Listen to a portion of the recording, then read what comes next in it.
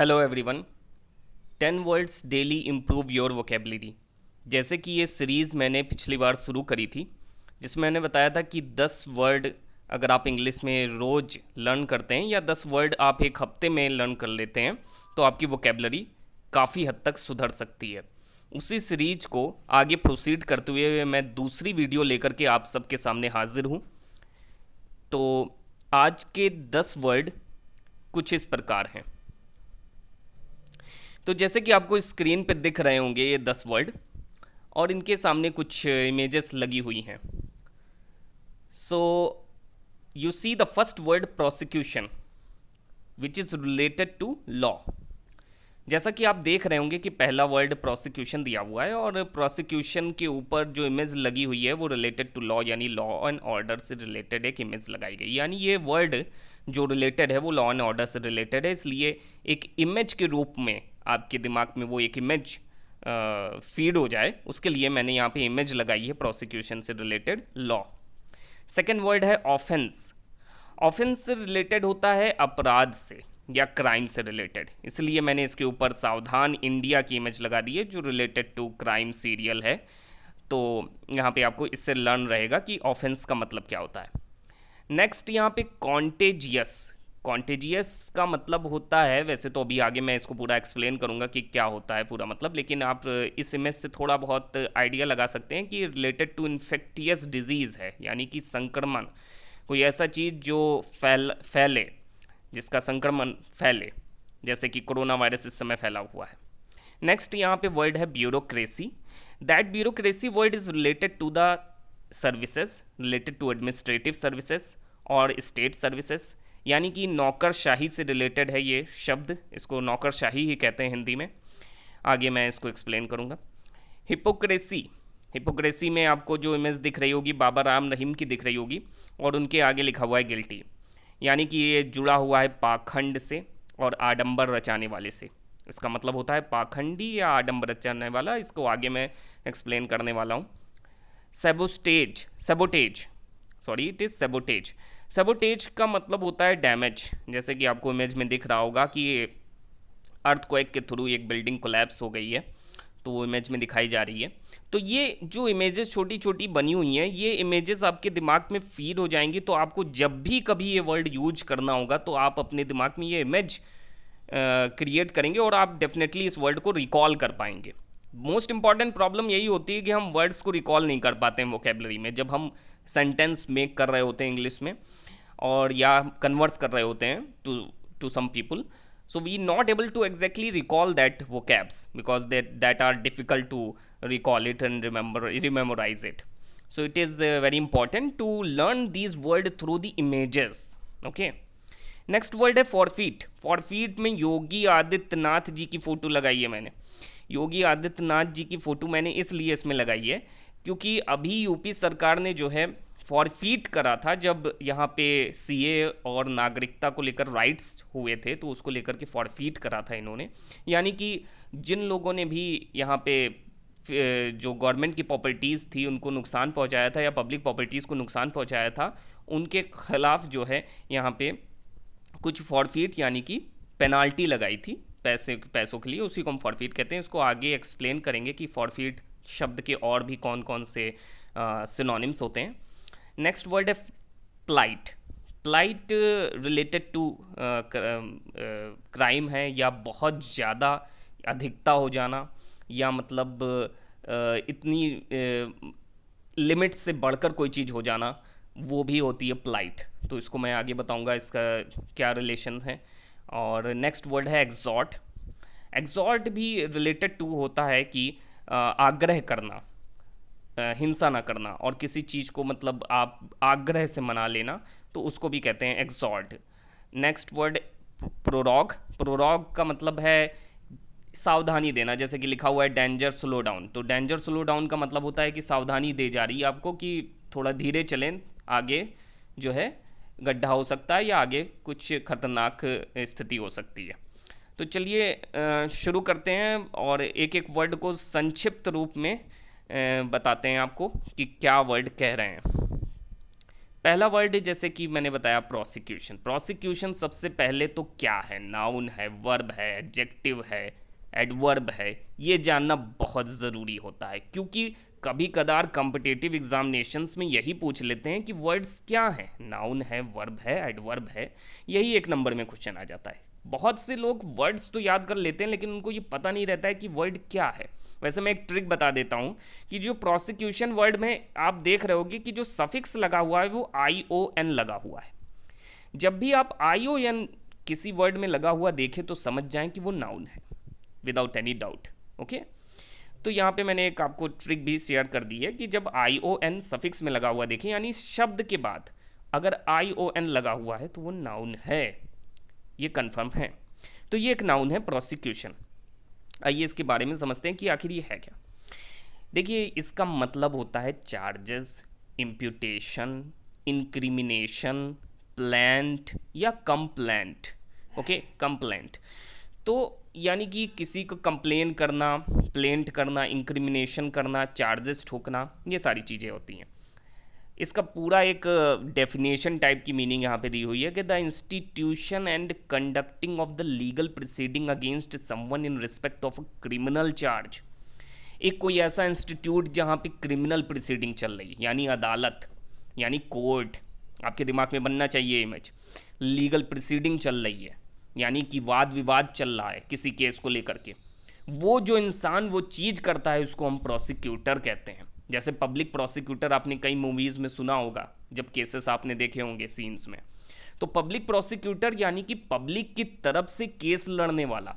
तो प्रोसिक्यूशन भी वही शब्द है, वही कह रहा है कि the institution and conducting of the legal proceeding against someone in respect of the criminal charges, यानी जिसके ऊपर क्रिमिनल चार्जेस ठोके गए हैं उसके खिलाफ क्रिमिनल प्रोसीडिंग चल रही है, यानी कि केस चल रहा है और उसको लेकर के केस लड़ा जा रहा है। वो जो लड़ रहा है केस वो प्रोसिक्यूटर होता है और ये जो पूरी प्रक्रिया होती है इसको प्रोसिक्यूशन कहते हैं। असिस्टेंट प्रोसिक्यूशन ऑफिसर्स भी होते हैं जो उनका काम भी यही होता है कि जितने भी क्रिमिनल केसेस आते हैं वो उसको प्रोसिक्यूट करते हैं, वो उसको आगे प्रोसीड करते हैं, ठीक है, अदालत में जज के अकॉर्डिंग। तो ये वर्ड है, इसका हिंदी में मतलब होता है अभियोजन। जिसको हिंदी में इसका मतलब समझना हो तो ये समझ सकता है कि अभियोजन इसका मतलब होता है, ठीक है।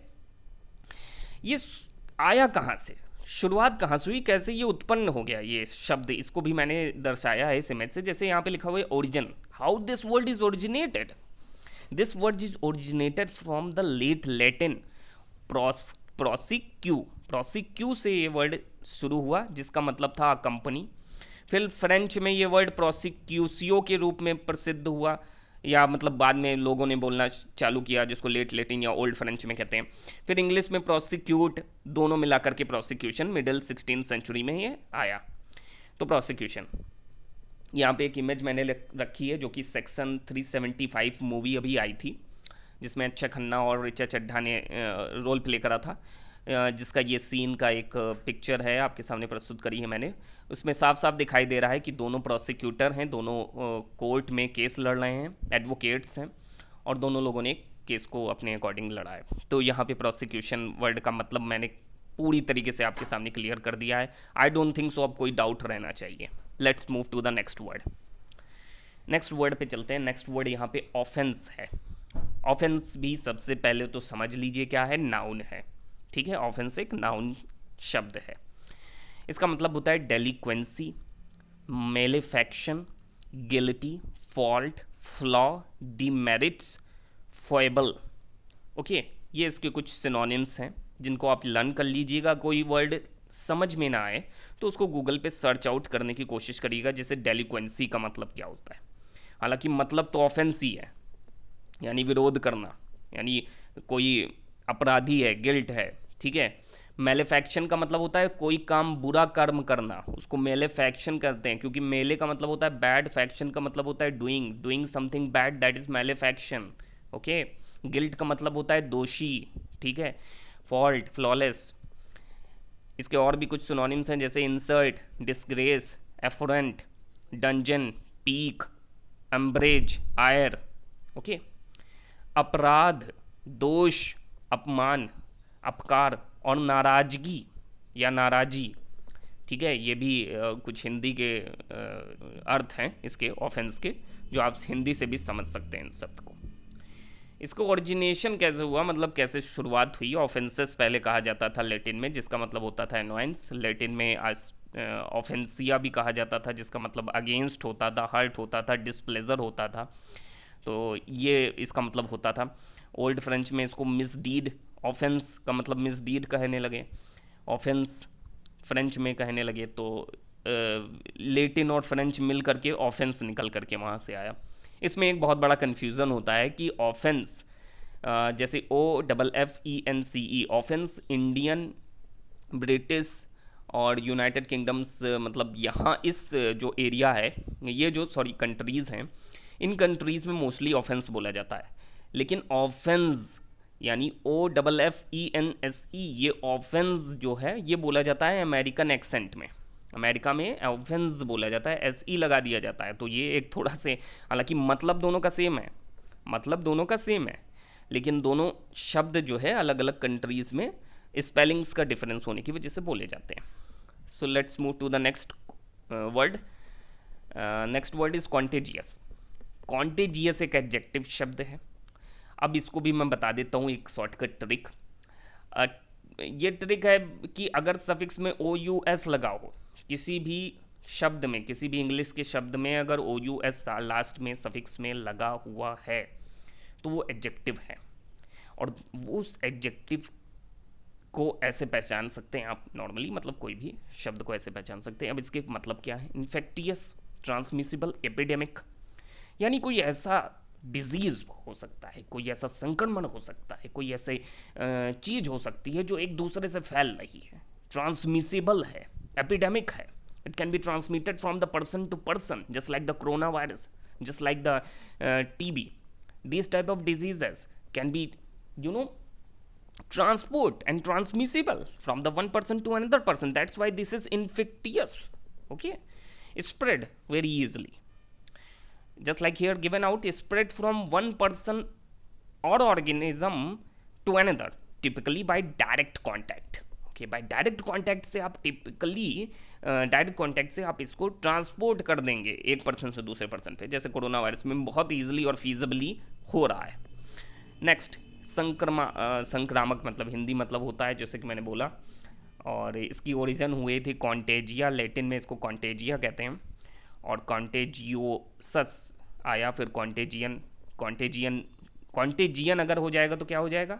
ION लग गया तो यानी नाउन हो जाएगा, तो इंग्लिश में कॉन्टेजियन भी कहते हैं। एक मूवी भी बनी है कॉन्टेजियन, आप देख सकते हैं, इससे रिलेटेड इसी शब्द के ऊपर एक मूवी भी है कॉन्टेजियस।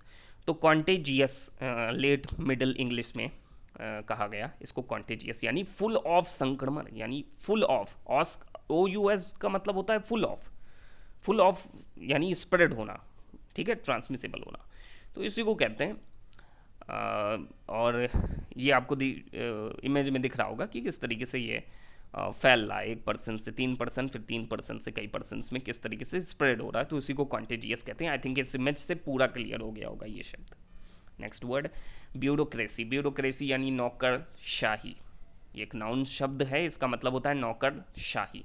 नौकरशाही, ऑफिशियलिज्म, बबलडोम, डिपार्टमेंटलिज्म, ब्यूरोक्रेट, ठीक है।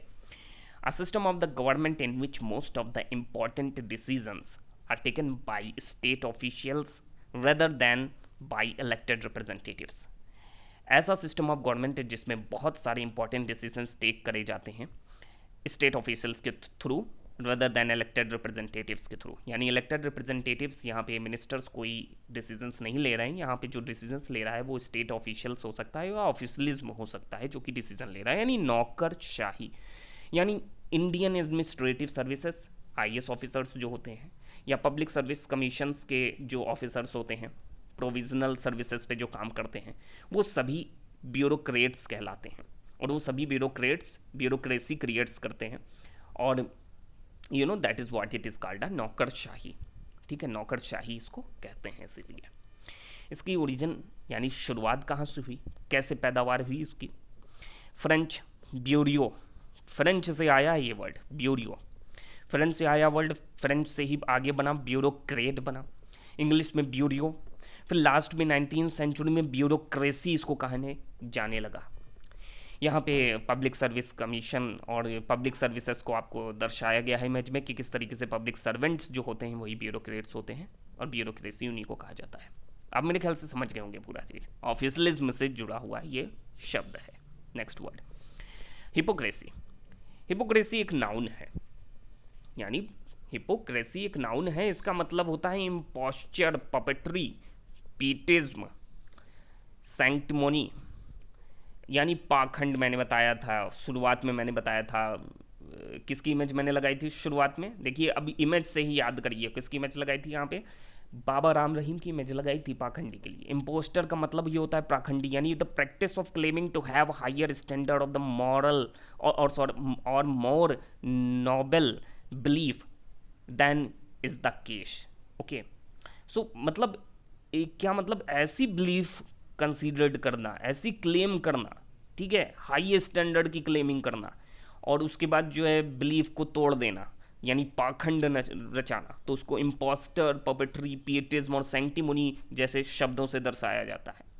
पाखंड या कपटी भी कहते हैं इसको, ठीक है। इम्पोस्टर, इसके जो सिनोनिम से वो याद कर लीजिए, बहुत डिफिकल्ट हैं। इम्पोस्टर, पपेट्री, पीटिज्म, सैंक्टिमोनी और भी कई तरह के डिफिकल्ट वर्ड्स यहाँ पे आ जाते हैं हिपोक्रेसी के। लेकिन वर्ड जो हिपोक्रेसी, इसको सर्च आउट करिए, इससे रिलेटेड सेंटेंस भी बनाइए। सभी जितने शब्द हैं उससे रिलेटेड सेंटेंस तो आपको बनाना ही है, सेंटेंस नहीं बताएंगे तो लर्न नहीं होगा। Sentence banana is very important. और क्विज़ बनाना, हालांकि क्विज़ आज मैंने शायद बना नहीं रखी है, तो मैं कोशिश करूँगा कि आने वाले नेक्स्ट सेशन में मैं क्विज़ रख दूंगा इससे रिलेटेड ही, ताकि आप इसको सॉल्व कर सकें और देखूंगा कि आपको लर्न है कि नहीं है, लर्न है। और आप भी जज कर सकते हैं अपने आप को, how can I see that, but आप जज कर सकते हैं अपने आप को कि आपको लर्न है कि नहीं लर्न है। ओके, ये वर्ड कहाँ से आया, इसकी ओरिजिन जो है हाइपो, जैसे इसको आप अगर इसको डिसइंटीग्रेट कर लेते हैं, if you disintegrate it, if you just binding that, just आप इसको तोड़ेंगे तो आपको पता चलेगा हाइपो का मतलब होता है अंडर, हाइपो का मतलब होता है अंडर, और यहाँ पे क्रीनिन का मतलब होता है डिसाइड या जज करना, यानी अंडर डिसीजन या अंडर जजमेंट, या डिसीजन जो होता है वो अंडर जजमेंट होना या ऐसा होना, या हिपोक्रेसी करना, यानी अंडर कुछ करना, काम पाखंड करना, दिखाना कुछ करना कुछ, ये सारी चीज़ें बाबा राम रहीम जी ने सिद्ध कर दी हैं और गिल्टी पाए गए थे वो। Next word sabotage. सबोटेज एक वर्ब है क्योंकि ये करा जाता है, ये कार्य है कोई, ठीक है, ये this is the verb. Countermine, subvert, destroy, obstruct, wreck, cripple, impair, ये सिनोनिम्स हैं इसके। काउंटरमाइन करना, सबवर्ट करना, डिस्ट्रॉय कर देना, जैसे मैंने शुरुआत में इमेज लगाई थी, किसी चीज़ को ख़त्म कर देना पूरा, किसी चीज़ को बिल्कुल हैजार्डस कंडीशन पहुंचा देना उसको। ये प्राकृतिक भी हो सकती है और थ्रू दी वार के दौरान भी दिखती है हमको। काउंटर माइन कर देना, ठीक है, काउंटर स्ट्राइक कर देना, सबोटेज कर देना। सबोटेज यानी कि किसी को काट भी देना, चक्कू से अगर किसी चीज़ को काटते हो, सबोटेज भी आपने सुना होगा, न्यूज़पेपर्स में पढ़ा होगा। deliberately destroy, damage or obstruct something especially for political or military advantage। यहाँ पे साफ साफ लिखा हुआ है, आप समझ सकते हैं कि deliberately destroy, damage, obstruct especially for political or military advantage। military advantage या political advantage के लिए किसी को नुकसान पहुंचाना, किसी को बर्बाद कर देना, किसी को डैमेज पहुंचाना, ठीक है, किसी भी चीज़ को, वो सबोटेज वर्ड से दर्शाई जा सकती है, दिखाई जा सकती है। तो सबोटेज को याद कर लीजिए, तोड़ फोड़ इसका हिंदी मतलब होता है। इसकी शुरुआत फ्रेंच से हुई। सेबोटर एक वर्ड था जहां फ्रेंच से निकला, इसका मतलब था किक विद सेबोट्स, विलफुली डिस्ट्रॉय, इच्छा शक्ति से डिस्ट्रॉय करना, इच्छावश से डिस्ट्रॉय करना किसी चीज़ को। इंग्लिश में सबुट, और दोनों मिलकर के बने सबोटेज। फ्रेंच और इंग्लिश दोनों के वर्ड्स को मिला गया और सबोटेज 20th सेंचुरी में ये आया। यहाँ पे देख रहे हैं इमेज दिखाई दे रही है डिस्ट्रॉय की, किस तरीके से ये एक मॉस्क्यू डिस्ट्रॉय हो चुका है, तो ये सामने दिखाई दे रही, this is what exactly called sabotage. Forfeit, forfeit is noun. Forfeit तुरंत आया होगा योगी आदित्यनाथ की इमेज आ जानी चाहिए तुरंत दिमाग में, फॉरफिट, लॉस और B deprived of property or right of privilege as a penalty for wrongdoing, a fine or penalty for wrongdoing। मैंने बताया था शुरुआत में पेनाल्टी रखना रॉन्ग डूइंग के लिए, कुछ भी गलत कार्य के लिए अगर आपसे पैसा वसूला जा रहा है, उस गलत कार्य में आपने किसी भी अगर गवर्नमेंट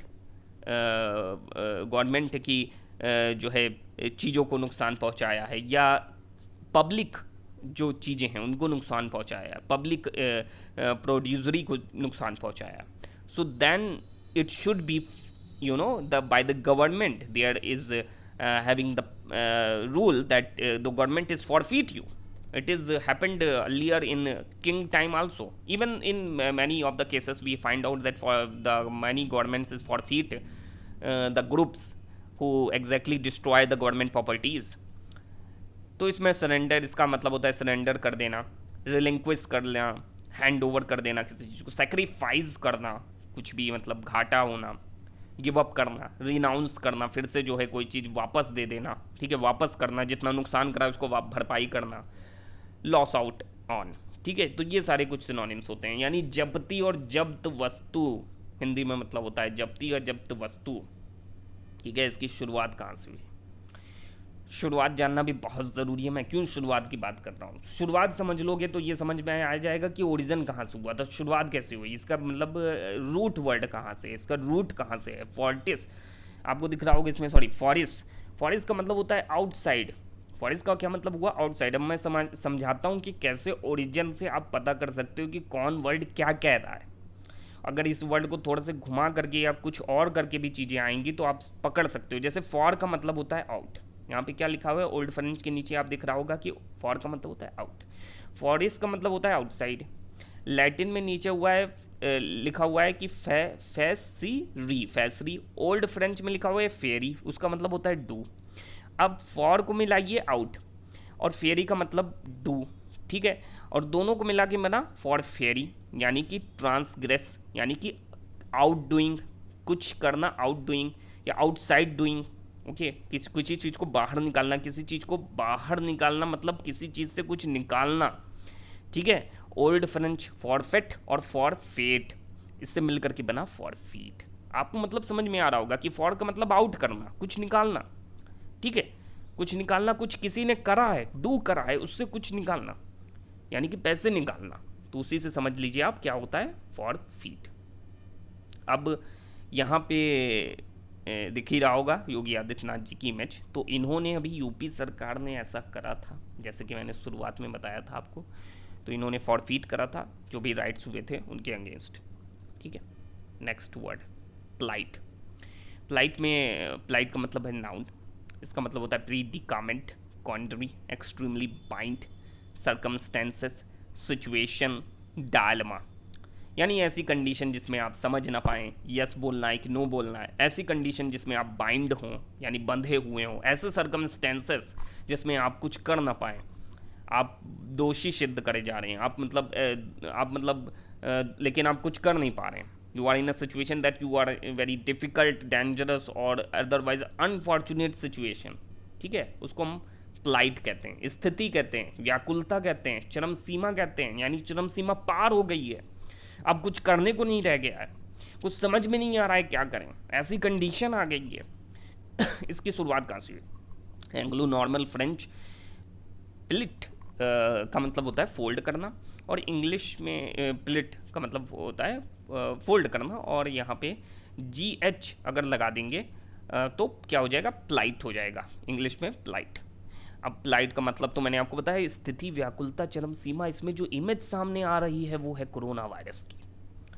इमेज जो सामने आई है वो कोरोना वायरस की क्यों रखी गई है, क्योंकि भैया चरम सीमा पार हो चुकी है, व्याकुलता है लोगों के अंदर, स्थिति कुछ समझ में नहीं आ रही है, कब तक चलेगा, कहाँ तक चलेगा, कितना चलेगा, कब जो है नॉर्मल कंडीशंस फिर से आएंगी, ये कुछ समझ में नहीं आ रहा है। Just like a dilemma situation persistent this time in the whole world, in our country also. So what we exactly do, we do not understand, We are in a predicament, in a dangerous situation, in a very difficult situation, unfortunate situation. So that's why I relate this polite world to coronavirus also. या it is infectious, अब infectious से इसको relate कर लीजिए, contagious से इसको relate कर लीजिए, कई वर्ड्स इसी से निकल के आ जा रहे हैं। चलिए आगे बढ़ते हैं दूसरे वर्ड की ओर। एग्जॉर्ट, एग्जॉर्ट का मतलब वर्ब। एग्जॉर्ट का मतलब क्या होता है कि डिसिफर, एक्सपोस्टुलेट, अर्ज, enjoin, adjure, pressurize, lean on, implore, beseech. Strongly encourage और urge someone to do something, किसी को encourage करना, urge करना कि कुछ करो, इसी से related ऊपर synonyms दे रखे हैं कि expostulate करना किसी को, यानी कि समझाना, आग्रह करना किसी से कुछ करने के लिए, भैया कुछ करो, हुक्म भी चलाना, जैसे मंत्री लोग चलाते हैं, हुक्म चलाते हैं, ठीक है। शपथ लेकर कहना, मंत्री शपथ लेते हैं, या जो भी किसी ओहदे पे रखे जाते हैं उनको शपथ दिलाई जाती है पहले, फिर उसके बाद करते हैं। इसकी शुरुआत कहाँ से हुई? देखिए एक्स लगा हुआ है शुरुआत में, इसका मतलब आउट है। जहाँ भी एक्स प्रीफिक्स में लगा हो उसका मतलब आउट होता है, ये एक रूट वर्ड है, एक्स का मतलब आउट होता है। यहाँ पे उसके बाद लगा है हॉर्थरी, यानी कि लैटिन में हॉर्थरी का मतलब होता है थॉर्ली। अब एक्स हॉर्थरी यानी exhort, exhort, late Middle English में इसको एक्स हॉर्ट कहने लगे, पहले एक्स हॉर्टर भी कहते थे फ्रेंच में।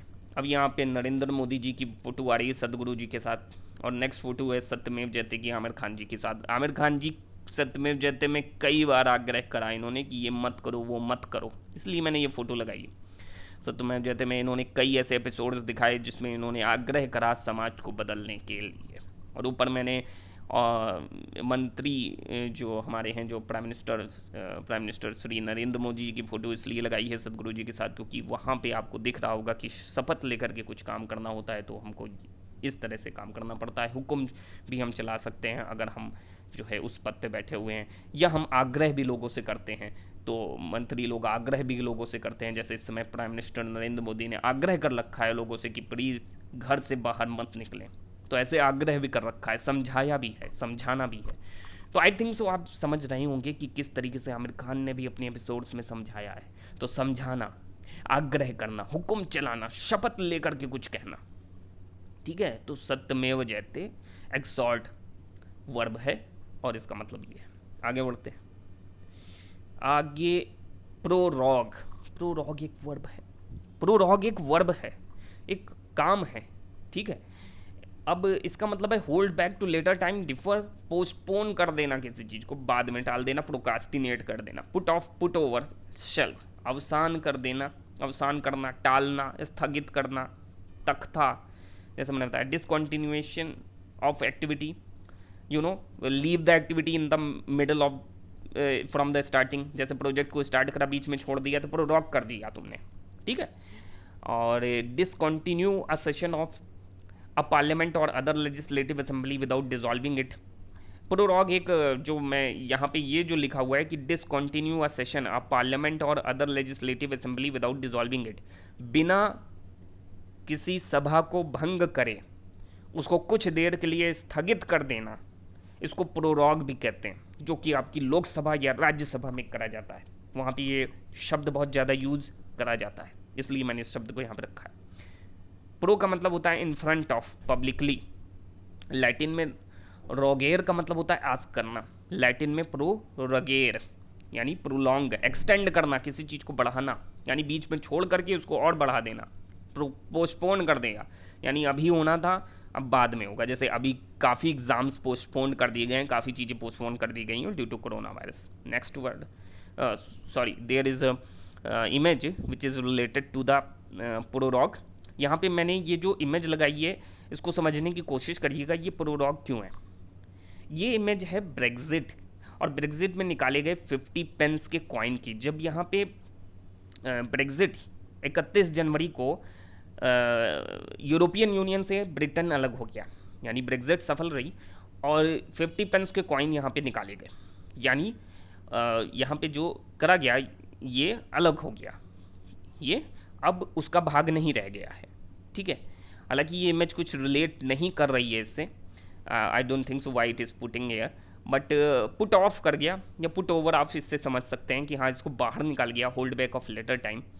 तो आई थिंक आप समझ गए होंगे, मतलब डिसकंटिन्यू कर देना, किसी चीज़ को पोस्टपोन कर देना, उसको प्रोलॉग कहते हैं। ओके, तो ख़त्म करने से पहले कुछ बातें करना चाहेंगे कि वीडियो को पूरा देखा करिए सबसे पहले तो। दूसरी बात, जो हिंदी की क्लासेस चल रही हैं वो सीटेट से रिलेटेड हैं, अदर कम्पिटिटिव एग्ज़ाम से रिलेटेड हैं, यूपी में आने वाले एग्ज़ाम से रिलेटेड हैं। अगर आप उनको देख लेते हैं तो आप हिंदी में अच्छा स्कोर कर सकते हैं, और हिंदी में अच्छा स्कोर करना ही पड़ेगा अगर आपको किसी भी नौकरी में सफल होना है, किसी भी नौकरी रिलेटेड एग्जामिनेशन में सफल होना, यानी किसी भी कम्पिटिटिव एग्जामिनेशन में सफल होना है। क्योंकि अगर यूपी में सफल होना है तो हिंदी आनी चाहिए, क्योंकि हिंदी मस्ट लैंग्वेज पूछी जाती है यूपी के एग्जामिनेशंस में। तो हिंदी को बहुत अच्छे से पढ़िए, वहाँ पे इस वीडियो को सपोर्ट करिए, वीडियो को देखिए, उसको पूरा देखिए, हिंदी तो सीखिए। लोगों को हिंदी ही नहीं आती, मतलब हिंदी, लोग कहते हैं कि हमको हिंदी आती है, लेकिन हिंदी आती ही नहीं है, मतलब शुद्ध हिंदी जिसको कहें वो आती ही नहीं। तो उसको सीखना चाहिए, इस लॉकडाउन में कम से कम हिंदी ही सीख डालें, ठीक है। तो please like the video and subscribe the channel, और बेल आइकन को दबा लीजिए नोटिफिकेशन के लिए। थैंक यू पूरा देखने के लिए, अगर पूरा देखा हो, नहीं भी देखा हो तो भी थैंक यू, और सब्सक्राइब तो ज़रूर करिए, करवाइए, ठीक है। और नेक्स्ट वीडियो के लिए आगे देखते रहिए। ओके।